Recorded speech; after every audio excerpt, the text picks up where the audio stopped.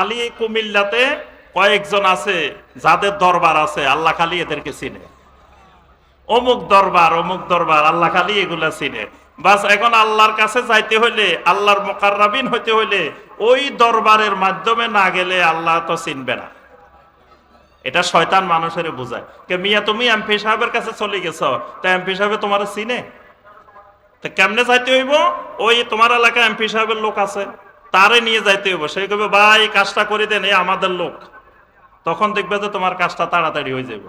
এখন তুমি ওই লোক না নিয়ে সরাসরি চলে গেছো এমপি সাহেবের কাছে, তাহলে কি তোমার কাজ হইব? হওয়ার সম্ভাবনা নাই। গণতন্ত্র, এটার মধ্যে কুফর আছে না? কিন্তু এটার মধ্যে কি কুফর আছে না আছে দেখা যায় যে এটা মানুষ অনেক মুসলিমেই জানে না, খেয়ালও করে না, বুঝেও না, বরং এটার জন্য জান দিয়ে দিচ্ছে, জীবন কোরবান দিয়ে দিচ্ছে। কিন্তু চিন্তা করতেছে না যে আমি কিসের জন্য জীবনটা দিয়ে দিচ্ছি। আমি কি ইসলামের জন্য দিচ্ছি না কুফরের জন্য দিচ্ছি, ইমানের জন্য দিচ্ছি না কুফরের জন্য দিচ্ছি। এভাবে শুধু এই জায়গা না, ধর্মনিরপেক্ষতাবাদ আরো যত মতবাদ আছে, সবগুলো মতবাদ, যতগুলো তন্ত্র মন্ত্র, এগুলোর ভিতরে কি আছে? কুফর আছে।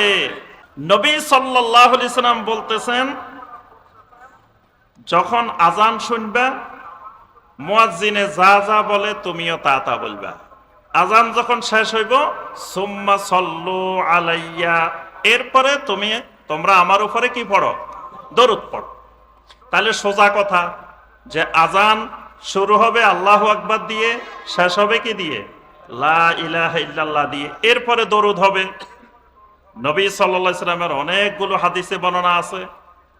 এখন এই লোকে কয় না, আজান শুরু করতে হবে আসসালাতু ওয়াসসালামু আলাইকা ইয়া রাসূলুল্লাহ, আসসালাতু ওয়াসসালামু আলাইকা ইয়া হাবিবাল্লাহ। কিরে দরুদ পড়তে বলা হলো শেষে আজানের, তুমি যে আগে পড়ো। কয় মিয়া কার উসিলে সিডনি খাইছো, মোল্লা চিনলা না। দলিল হইছে কার উসিলে সিডনি খাইছো, মোল্লা চিনলা না। যে আল্লাহর রাসূল না হইলে তুমি আজান পাইতা, আল্লাহ রাসূল না হইলে তুমি আজান পাইতা। যে রাসূলের উসিলায় আজান পাইছো, সেই রাসূলের সালাম না দিয়ে দরুদ না পড়ে তুমি আজান শুরু করবা? তাহলে দেখেন এই লোকে সরল অঙ্ক বুঝে নাই। নবী সাল্লাল্লাহু আলাইহি সাল্লামের সোজা কথা, সরল কথা। এবং নবী সাল্লাল্লাহু আলাইহি সাল্লামের 4 জন মুয়াজ্জিন ছিলেন। 4 জনকে বলা হয় মুয়াজ্জিনু রাসূলিল্লাহি সাল্লাল্লাহু আলাইহি ওয়াসাল্লাম। মসজিদে নববীর 2 জন মুয়াজ্জিন, মসজিদে কুবার একজন মুয়াজ্জিন, মসজিদে হারামের একজন মুয়াজ্জিন, 4 জন মুয়াজ্জিন। এই 4 মুয়াজ্জিন নবী সাল্লাল্লাহু আলাইহি ওয়াসাল্লামের জীবদ্দশায় আজান দিবেন। কোনদিন আজানের আগে আসসালাতু ওয়াসসালামু আলাইকা ইয়া রাসূলুল্লাহ পড়ে আজান দেন নাই। তা এখন ওদের চেয়েও কি তোমার রাসূলের মহব্বত বাড়ি গেছে? বেলালের চেয়ে তোমার মহব্বত বেশি? বেলাল রাদিয়াল্লাহু তাআলা আনহুর মহব্বত কোন পর্যায়ে ছিল? নবী সাল্লাল্লাহু আলাইহি ওয়াসাল্লাম মেরাজের রাতে জান্নাতে হাঁটতেছেন, বেলাল রাদিয়াল্লাহু তাআলা আনহু নবী সাল্লাল্লাহু আলাইহি ওয়াসাল্লামের সামনে দিয়ে হাঁটতেছেন, এরকম জুতার আওয়াজ শোনা যাচ্ছে। নবী সাল্লাল্লাহু আলাইহি ওয়াসাল্লাম জিবরিলকে জিজ্ঞেস করলেন, এই আওয়াজটা শোনা যাচ্ছে কার পায়ের আওয়াজ? বেলাল রাদিয়াল্লাহু তাআলা আনহুর ব্যাপারে জিবরিল আলাইহিস সালাম বললেন, এটা আপনার মুয়াজ্জিন বেলালের পায়ের আওয়াজ। সুবহানাল্লাহ! কেমন মহব্বত, কেমন ভালোবাসা, যেই ভালোবাসায় ওই পর্যায়ে নিয়ে গেছে। তো সেই মুয়াজ্জিন আসসালাতু ওয়াসসালামু আলাইকা ইয়া রাসূলুল্লাহ বলে আজান দিল না, আর তুমি এর থেকে বেশি আশেক হয়ে গেছো। মায়ের থেকে দরদ বেশি হয়ে গেছে কার? এই দরদ ভালো না, এই দরদের মধ্যে ভেজাল আছে। এই জন্য এখন এই লোকেরা যদি আপনি বুঝান, এই লোকের উত্তর কি?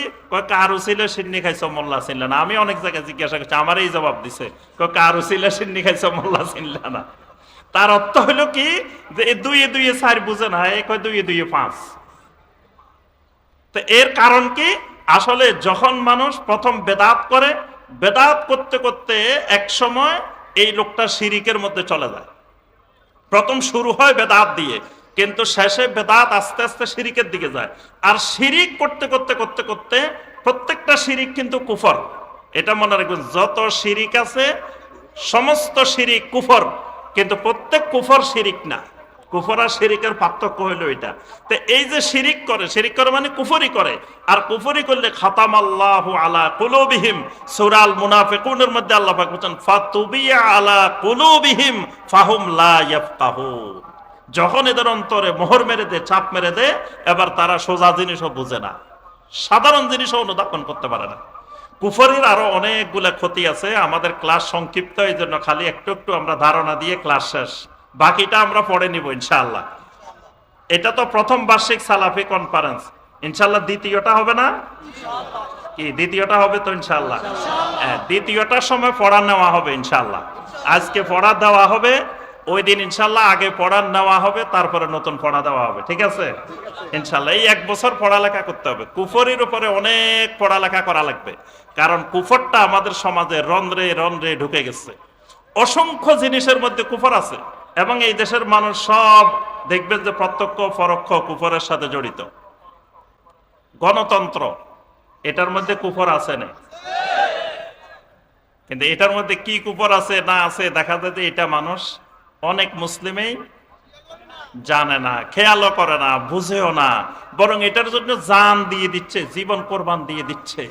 কিন্তু চিন্তা করতেছে না যে আমি কিসের জন্য জীবনটা দিয়ে দিচ্ছি, আমি কি ইসলামের জন্য দিচ্ছি না কুফরের জন্য দিচ্ছি, ইমানের জন্য দিচ্ছি না কুফরের জন্য দিচ্ছি। এভাবে শুধু এই জায়গা না, ধর্মনিরপেক্ষতাবাদ, আরো যত মতবাদ আছে, এই সবগুলো মতবাদ, যতগুলো তন্ত্র মন্ত্র, এগুলোর ভিতরে কি আছে? কুফর আছে। কেউ যদি মনে করে মান জাআলা বাইনাহু ওয়া বাইনাল্লাহি ওয়াসায়েত ইয়াদউহুম ওয়া ইয়াতাওয়াক্কালু আলাইহিম ফাকাদ কাফার, কোন লোক যদি মনে করে তার মাঝে আর আল্লাহর মাঝে একজন মধ্যস্থতাকারী দরকার, আল্লাহরে সরাসরি পাওয়া যাবে না, আল্লাহরে পাইতে হইলে মাঝখানে একজন মধ্যস্থতাকারী লাগবে। কেন মধ্যস্থতাকারী লাগবে? কারণ আল্লাহর মুকাররাবিন হইতে গেলে, আল্লাহ কি আমার চিনে? কি আল্লাহ আপনাদেরকে চিনে? তো ওই শয়তান বুঝায় আল্লাহ এত কোটি কোটি মানুষ কয়জনের চিনে? খালি কুমিল্লাতে কয়েকজন আছে যাদের দরবার আছে, আল্লাহ খালি এদেরকে চিনে। অমুক দরবার আল্লাহ খালি এগুলা চিনে। বাস এখন আল্লাহর কাছে যাইতে হইলে, আল্লাহর মুকাররাবিন হইতে হইলে ওই দরবারের মাধ্যমে না গেলে আল্লাহ তো চিনবে না। এটা শয়তান মানুষের বোঝায়। কে মিয়া তুমি এমপি সাহেবের কাছে চলে গেছ, তা এমপি সাহেব তোমার চিনে? তা কেমনে যাইতে হইব? ওই তোমার এলাকায় এমপি সাহেবের লোক আছে, তারে নিয়ে যাইতে হইব। সে কবে ভাই কাজটা করে দেন, এই আমাদের লোক। তখন দেখবে যে তোমার কাজটা তাড়াতাড়ি হয়ে যাবে। এখন তুমি ওই লোক না নিয়ে সরাসরি চলে গেছো এমপি সাহেবের কাছে, তাহলে কি তোমার কাজ হইব? হওয়ার সম্ভাবনা নাই। তো কই এরকম আল্লাহর কাছেও তুমি ডাইরেক্ট চলে গেছো, তাহলে তোমার আল্লাহ তোমারে চিনবেও না, পাওয়ারও সম্ভাবনা নাই। এই জন্য তোমার কলব ওই দরবারের কলবের তরফ মোতাবাজ্জা করা লাগবে। কি জিকিরের নিয়ত পারেননি আপনারা? ওরে জিকিরের নিয়ত পারে না। আচ্ছা, আজকে মাহফিলে আসার সময় কিভাবে নিয়ত পড়ে আসছেন? যে নাওয়াইতু আন আযহাবা ইলাল মুতামির সালাফি ফি কুমিল্লা, কি এইভাবে পড়ে আসছেন? কি করে আসছেন? অন্তরে নিয়ত করে আসছেন। নিয়ত পড়ে আসা লাগে না, নিয়ত কি করতে হয়?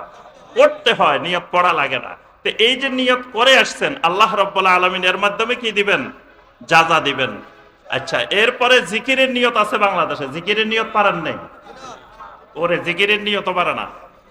আমি আমার কলবের তরফ মোতাবাজ্জা আছি, আমার কলব আমার পীর সাহেব হুজুরের কলবের তরফ মোতাবাজ্জা আছে, আমার পীর সাহেব হুজুরের কলব দাদা হুজুরের কলবের তরফ মোতাবাজ্জা, দাদা হুজুরের কলব বরিশালের দিকে মোতাবাজ্জা, বরিশালের কলব সাতপুরের দিকে মোতাবাজ্জা, সাতপুরের কলব সিরাজগঞ্জের দিকে মোতাবাজ্জা, সিরাজগঞ্জের কলব আজমিরের দিকে মোতাবাজ্জা, আজমিরের কলব আপনার মদিনার দিকে মোতাবাজ্জা, মদিনার কলব আল্লাহর দিকে মোতাবাজ্জা।